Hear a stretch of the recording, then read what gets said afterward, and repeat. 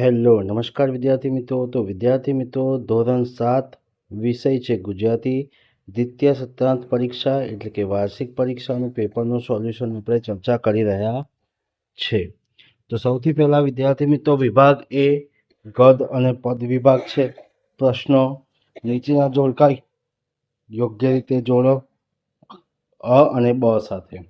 તો સૌથી પહેલાં વિદ્યાર્થી મિત્રો આપણી પાસે છે 1 નંબર સુરત, તો એનો સાચો જવાબ છે ક આવે છે. ધારી વડોદરા, તો એનો જવાબ આવે છે અ. ખંભાત, એનો જવાબ આવે છે ડ. પાટણ, એનો જવાબ આવે છે બ. ત્યારબાદ આપણે જોઈએ પ્રશ્ન 2નો જવાબ. નીચેના પ્રશ્નોના ઉત્તર માટે આપેલા વિકલ્પોમાંથી સાચો વિકલ્પ પસંદ કરીને જવાબ લખો.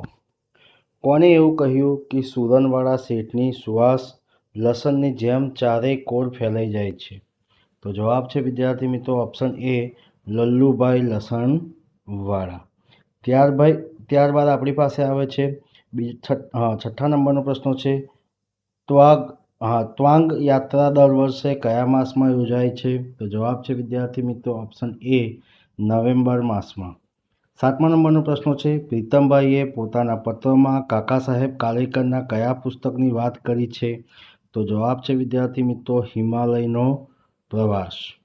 ત્યારબાદ 8મા નંબરનો પ્રશ્ન છે હજરત ઉમર સાહેબના ખિલાફતના ખાલી જગ્યા. તો જવાબ છે વિદ્યાર્થી મિત્રો ઓપ્શન સી, બીજા નેતા હતા. 9મા નંબરનો પ્રશ્ન છે પ્રીતમભાઈએ કોને પત્ર લખ્યો? તો જવાબ છે પોતાના પૌત્રને. 10મા નંબરનો પ્રશ્ન છે અરુણાચલ રાજ્યના ભારતની તો ખાલી જગ્યા. તો જવાબ છે વિદ્યાર્થી મિત્રો ઓપ્શન સી, પૂર્વ દિશાએ આવેલો છે. 11મા નંબરનો પ્રશ્ન છે ઘડવૈયા કાવ્યોને કવિની ઈચ્છા છે કે ખાલી જગ્યા કોઈ ભૂખ્યું ના રહે. 12મા નંબરનો પ્રશ્ન છે દાદાજીના પૌત્ર વિવેક કયા શહેરમાં અભ્યાસ કરવા ગયો છે? તો જવાબ છે વિદ્યાર્થી મિત્રો વડોદરા શહેરમાં અભ્યાસ કરવા ગયો છે. ત્યારબાદ પ્રશ્ન 1નો ક, કૌંસમાં આપેલા શબ્દોનો ઉપયોગ કરી નીચેની ખાલી જગ્યા પૂરો. ત્વાંગ યાત્રા શરૂઆત ખાલી જગ્યા શહેરથી થાય છે? તો ગુવાહાટીમાંથી શહેરથી થાય છે. 14મા નંબરનો પ્રશ્ન છે મને ઢોલક કરતાં ખંજરીનો ખાલી જગ્યા વધુ ગમે છે? તો નાદ ગમે છે. 15મા પ્રશ્ન છે નોળિયો ખાલી જગ્યા બની સાપનો શોધતો હોય છે? તો વેરી. 16મા નંબરનો પ્રશ્ન છે ખુલ્લું મારું ખાલી જગ્યા સદા પંખીડા માટે છે? તો ઉપવન. 17મા નંબરનો પ્રશ્ન છે કાનુડો ખાલી જગ્યા કપડાં પહેરે છે? તો જવાબ છે કસબી. 18મા નંબરનો પ્રશ્ન છે સૈનિકો પોતાના પરિવાર સરહદ પર રાત દિવસની રક્ષા કરે છે? તો જવાબ છે ત્યાગીને. સૈનિકો પોતાના પરિવારને ત્યાગીને સરહદ પર રાત દિવસ તેની રક્ષા કરે છે. 19મા પ્રશ્ન છે દાદાજીને અગાઉ ફિલ્મો પ્રત્યે ખાલી જગ્યા હતી? સુગ. તો દાદાજીને અગાઉ ફિલ્મો પ્રત્યે સુગ હતી. 20મો પ્રશ્ન છે જેને ગૌરવ સ્મરણે જાગે ખાલી જગ્યાની સારવણી? તો ભાવ. પ્રશ્ન 1નો ડ છે નીચે આપેલા વાક્ય ખરા છે કે ખોટા તે જણાવો. પૌત્ર વિવેક ગણિત વિષયનો યુનિટ ટેસ્ટમાં પરિણામ વધુ સરસ આવ્યું હતું? તો આપેલું વિધાન ખોટું. ઉમર સાહેબે પેલી ગરીબ બાઈને બરાબરની ધમકાવી નાખી? તો આપેલું વિધાન ખોટું. ભારતમાં કુલ 151 શક્તિપીઠો છે? તો આપેલું વિધાન પણ કેવું છે? ખોટું છે.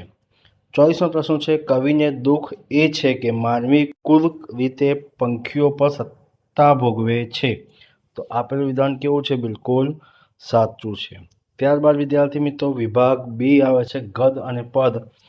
નીચેના પ્રશ્નોના ઉત્તર એક વાક્યમાં લખો. તો આપણી પાસે કુલ 6 પ્રશ્નો છે, બરાબર છે. 6 ગુણના પ્રશ્નો છે, દરેકના 1 ગુણ છે આપણી પાસે. ત્યારબાદ પ્રશ્ન 2, નીચેના પ્રશ્નનો ઉત્તર 2-3 વાક્યમાં લખો.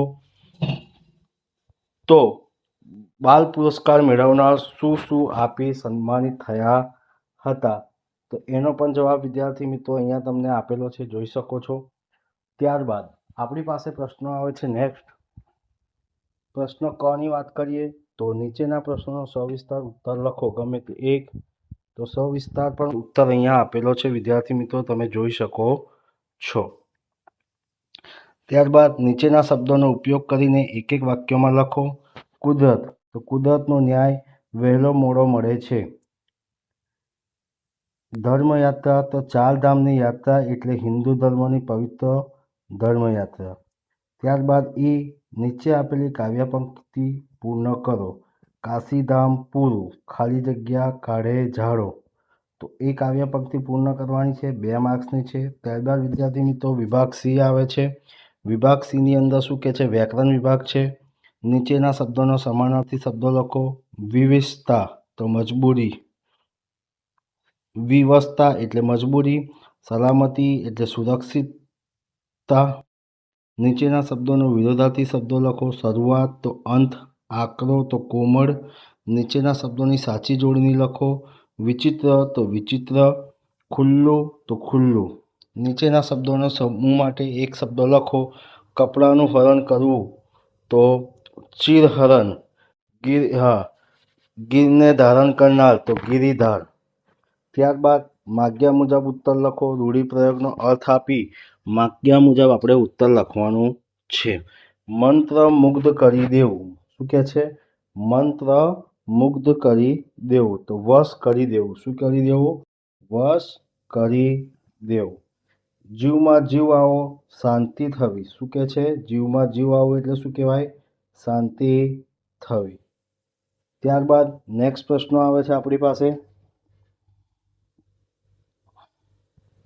નીચેના શબ્દોનો શબ્દકોશનો ક્રમ ગોઠવો. કે છે નીચેના શબ્દોનો શબ્દકોશનો ક્રમ ગોઠવો. પાંડવ, પાછળ. સંપત, પ્રાણ. તો પાછળ, પાંડવ, પ્રાણ અને સંપત. તો આ પ્રમાણે વિદ્યાર્થી મિત્રો તમને વ્યાકરણ વિભાગનું દરેક પ્રશ્નોનું સોલ્યુશન અહીંયા તમને સ્ક્રીન ઉપર મળેલા છે, જે તમે જોઈ શકો છો. એ જોઈને પણ તમે વિદ્યાર્થી મિત્રો લખી શકો છો. ત્યારબાદ વિદ્યાર્થી મિત્રો લેખન વિભાગ આવે છે, વિભાગ ડી.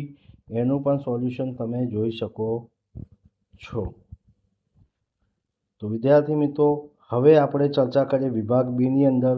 તો ભરતભાઈએ પોતાના દોહામાં કયા વિસ્તારની વાત કહી સંભળાવી હતી? તો ભરતભાઈએ પોતાના દોહામાં સૌરાષ્ટ્ર વિસ્તારની અને દોહા છંદની વાત કરી સંભળાવી હતી. તો વિદ્યાર્થી મિત્રો વિભાગ બીના 6 પ્રશ્નોનું સોલ્યુશન અહીંયા તમને સ્ક્રીન ઉપર આપેલા છે, જે તમે જોઈ શકો છો અને જોઈને પણ લખી શકો